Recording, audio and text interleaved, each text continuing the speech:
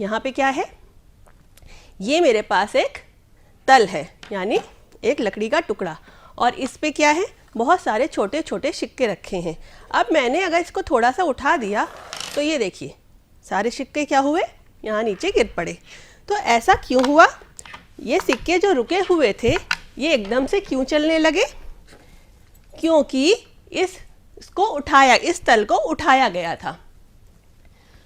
तो जब कोई वस्तु रुकी हुई अवस्था से चलने लगती है या चलते चलते रुक जाती है, तो जब चल रही है तो उसमें क्या आ गई, उस वस्तु में गति आ गई। ये जैसे कि ये नीचे की ओर ये गेंद लुढ़क रही है और यहाँ पर उसकी चाल शून्य थी और धीरे धीरे चलते हुए ये नीचे की तरफ बढ़ जाती है। तो ऐसा क्यों हुआ, क्योंकि इस वस्तु के ऊपर कोई ना कोई बल कार्य कर रहा था और उसी की वजह से ये वस्तु चलती या रुकती है। जैसे आपने देखा है क्रिकेट में क्या होता है, बॉल आती है, बल्ले पे लगती है और उसकी दिशा बदल जाती है। तो जब ये बॉल फेंकी गई बल्ले और बैट्समैन ने इसको बल्ले से इस तरह से मारा तो बॉल की क्या हो गई, दिशा परिवर्तित हो गई, यानी जो बॉल ऐसे आ रही थी बल्ले से टकरा के वो इस तरफ चली गई। तो यहाँ पर भी क्या लगा, यहाँ पर भी दिशा में परिवर्तन हुआ, गति में परिवर्तन हुआ। तो अब ये सोचने वाली बात है कि जब कोई वस्तु थी, जैसे ये सिक्के रुके हुए थे और रुके हुए से एकदम से चलने लगे या फिर चलते चलते रुक गए, तो ऐसा क्यों हुआ, क्या ये जो सिक्के हैं ये अपने आप चले होंगे, नहीं, ये तो तब चले थे जब मैंने इस पटरे को थोड़ा सा उठाया था। तो इससे क्या हुआ, सिक्के अपने आप नहीं चलते, कोई भी वस्तु अपने आप नहीं रुकती या चलती, इनके ऊपर कोई ना कोई बाहर से कार्य हो रहा होता है। जैसे अगर ये सिक्के यहाँ रखे हैं और यहाँ पर ये 3-4 दिन, महीने भर, साल भर रखे रहें और कोई इन्हें छुए नहीं, तो क्या ये अपने आप से चलेंगे, नहीं चलेंगे ना। क्यों, क्योंकि इनके ऊपर कोई बाहर से कार्य नहीं हुआ, कोई क्रिया नहीं हुई। तो जब भी हम किसी वस्तु पर कुछ कार्य करते हैं, कुछ ताकत लगाते हैं, तो वस्तु की स्थिति बदल जाती है, या तो वो चलते चलते रुक जाएगी या रुकी हुई वस्तु चलने लगेगी।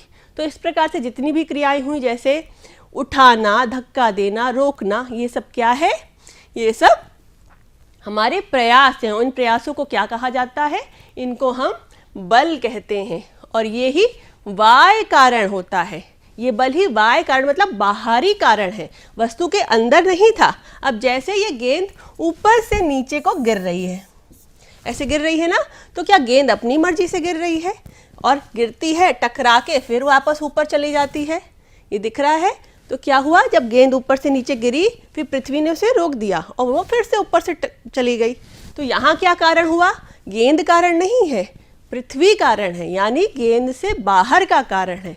तो कोई भी वस्तु की स्थिति, दिशा, गति तब बदलती है जब उसके ऊपर कोई वाय कारण यानी बाहरी कारण लग रहा होता है। तो जब हम किसी गेंद को धक्का देते हैं या उसको रोकते हैं, तभी उसकी स्थिति बदल जाती है। जैसे यहाँ देखिए, यहाँ ये गेंद है और ये छड़ से इसको धक्का दिया जा रहा है, तो ये गेंद इस दिशा की ओर चलने लगती है। इसी तरह से यहाँ पर देखिए, यहाँ क्या हो रहा है कि हथौड़े से इस दीवार पर मारा जा रहा है, बहुत जोर से धक्का दिया जा रहा है। तो यहाँ पर भी जो दीवार की स्थिति है वो बदल गई ना, पहले पूरी दीवार थी और धीरे धीरे इसमें छेद हो गया। तो ये क्या हुआ, ये एक बाह्य कारण हुआ जिसकी वजह से उस वस्तु में बदलाव हुए। तो इस बाह्य कारण को हम कहते हैं बल। इंग्लिश में इसे हम क्या कहते हैं, इंग्लिश में इसे हम फोर्स कहते हैं, ठीक है। तो जब भी किसी वस्तु पे बल लग रहा हो तो 2 चीज़ों की आवश्यकता होती है। कौन कौन सी चीज़ों भी, एक जिस पर बल लगाना है और दूसरी जिस पे हम बल लगा रहे हैं। जैसे ये देखिए, ये सिक्का है, ठीक है, यहाँ पर इस सिक्के को मैंने अपनी अंगूठे उंगलियों से ऐसे मारा तो सिक्का आगे पहुँच जाता है, ठीक है। तो क्या दो चीज़ों के बीच में क्रिया हुई, इस सिक्के और मेरे हाथों के बीच में क्रिया हुई। तो बल व धक्का या खिंचाव है जो एक वस्तु दूसरी वस्तु पर आरोपित करती है यानी लगाती है। तो अभी की क्रिया में क्या हुआ, मेरे हाथ ने सिक्के के ऊपर बल लगाया यानी आरोपित किया। तो अब बताइए, एक छोटी सी क्रिया करते हैं, एक छोटा सा एक्सरसाइज करते हैं। यहाँ पर आपको बताना है कि यहाँ धक्का दिया जा रहा था या खींचा जा रहा था। पहला, दरवाजे को खोलने या बंद करने में कौन सी क्रिया हो रही थी। हम जब दरवाजे को खोल रहे हैं तो क्या कर रहे हैं, धक्का दे रहे हैं, और जब दरवाजे को बंद कर रहे हैं तब क्या कर रहे हैं, दरवाजे को खींच रहे हैं। झंडे को फहराने में कौन सी क्रिया हो रही होगी, हम डोरी को ऐसे ऐसे क्या कर रहे होंगे, खींच रहे होंगे। और एक कुएं से पानी की बाल्टी को निकालना है तो क्या करना पड़ेगा, हम ऐसे रस्सी को ऐसे ऊपर ऊपर इस तरह से खींच रहे होंगे। इसी प्रकार से अगर कोई गाड़ी है जिसमें सामान लदा है, उसको क्या करना पड़ेगा, हम उसको ऐसे धकेलेंगे यानी धक्का दे रहे होंगे। ये हैंडल पकड़ के हम इसको धक्का देंगे।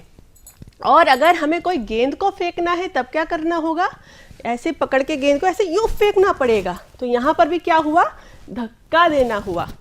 और अगर कोई गोलकीपर है, फुटबॉल खेल रहा है, उसको बॉल को रोकना है तो वो क्या करेगा, ऐसे हाथ लगा के बॉल को रोकेगा। ये देखो यहाँ पे गोलकीपर क्या कर रहा है, बॉल को रोक रहा है। तो यहाँ पे इसने क्या किया, रोका। ठीक है, तो इस प्रकार से सारी क्रियाएं जैसे उठाना, चलना, रोकना, धक्का देना, खींचना, ये सब क्या है, हमारे प्रयास हैं। और इन प्रयासों से वस्तुओं की स्थिति बदल रही है। इन प्रयासों को क्या कहा जाएगा, बल कहा जाएगा। तो बल क्या क्या कार्य करता है, बल सबसे पहले तो वस्तु की चाल को बदल देता है। जैसे कि इस उदाहरण में देखिए, ये जो साइकिल चालक है, ये रुकी हुई साइकिल को ताकत लगा के यानी बल लगा के क्या करता है, रोक देता है। ये देखो यहाँ उसने रोक दिया, और अभी ये फिर से ताकत लगा के इसको चलाता है। तो जब उसे रोकना होता है तो वो क्या करेगा, ऐसे ब्रेक पकड़ कस के करेगा और साइकिल रुक जाएगी। और फिर अगर उसको साइकिल चलानी है तो क्या, पैरों से इस तरह से पैडल मारेगा और साइकिल चलने लगेगी। तो साइकिल की चाल क्या हुई, पहले तो रुकी हुई थी यानी कोई चाल नहीं थी उसकी, और फिर जब उस पर ताकत लगी तो वो क्या हुई, चलने लगी। जैसे यहाँ पे ये रुकी हुई है, यहाँ इसकी कोई चाल नहीं है, लेकिन अभी इसने ताकत लगाई और साइकिल की स्थिति को बदल दिया, वहाँ से यहाँ ले आया और फिर ये फिर से चलने लगा। तो क्या हुआ, यहाँ पे इसने अपनी ताकत यानी बल लगा के इस वस्तु की चाल को बदल दिया। तो बल लगा के किसी भी वस्तु को रोका जा सकता है या बल लगा के उस वस्तु की रुकी हुई वस्तु को चलाया जा सकता है। अब जैसे यहाँ क्या हो रहा है, ये साइकिल सवार है, ये क्या कर रहा है, इसको धीरे चलाना है तो ये धीरे धीरे ताकत लगा रहा है, और जब इसको तेजी से चलाना होता है तो ये खड़े होकर तेजी से पैडल मारने लगता है। यानी अगर हम ज़्यादा बल आरोपित करते हैं, ज़्यादा बल लगाते हैं तो वस्तु की चाल में परिवर्तन हो जाता है, और अगर हम कम बल लगाएंगे तो भी वस्तु की चाल में परिवर्तन यानी वस्तु की चाल कम हो जाएगी, जैसा कि हमें यहाँ पे साइकिल सवार में दिख रहा है। ये देखिए, बल क्या करता है, दिशा में भी परिवर्तन कर देता है। जैसे कि ये गेंद आ रही थी और ये इस दीवार से टकरा जाती है, टकरा के इसकी दिशा बदल गई ना। ऐसे हमने कहाँ देखा था, अभी हमने क्रिकेट में देखा था कि बैट्समैन क्या करता है, जो बॉल आ रही होती है उसको ऐसे मारता है तो बॉल की दिशा इस तरफ से इस तरफ बदल जाती है। ऐसा गोलकीपर ने में भी देखा था कि जब वो फुटबॉल को खेल रहा था और उसका काम क्या था, फुटबॉल को नेट में जाने से रोकना, तो उसने ऐसे हाथ करके फुटबॉल को रोक दिया था। और बल से क्या होता है, बल से आकृति परिवर्तित हो जाती है। ये देखिए, ये क्या है, ये मेरे हाथ में एक बलून है, इसको मैंने क्या किया, ऐसे फुलाया तो ये देखिए ऊपर की इस तरफ इसकी आकृति बदल जाती है। ठीक है, तो जहाँ मैं ताकत लगा रही हूँ, जिस जगह पे भी ताकत लगाती हूँ, इसकी आकृति बदल जाती है। ये देखिए, ये क्या है, ये है रबर बैंड। ठीक है, ये देखिए, इसको मैं खींचती हूँ तो ये इसकी आकृति अभी छोटी सी दिख रही है ना, इसको मैंने यूँ खींचा, ये देखिए बड़ी हो गई। ठीक है, और अब ये देखिए, ये क्या है, ये एक पन्ना है। अब मैंने ताकत लगा के क्या किया, ये कैसा है, चौकोर है, और मैंने इसको ताकत लगा के इसको फाड़ दिया तो ये अब चौकोर रह गया। क्या, ये चौकोर नहीं रह गया।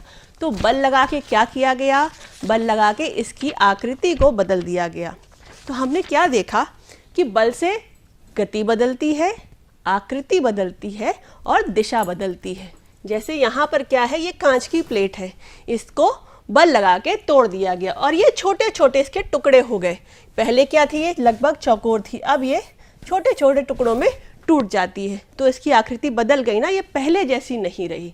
इसी तरह से हमने ये भी देखा, ये फोम का टुकड़ा होता है ना, इसको हम पानी डाल के रखते हैं, उसको दबाते हैं तो वो ऐसे एकदम चिपक सा जाता है और फिर छोड़ देते हैं तो फिर से फूल जाता है।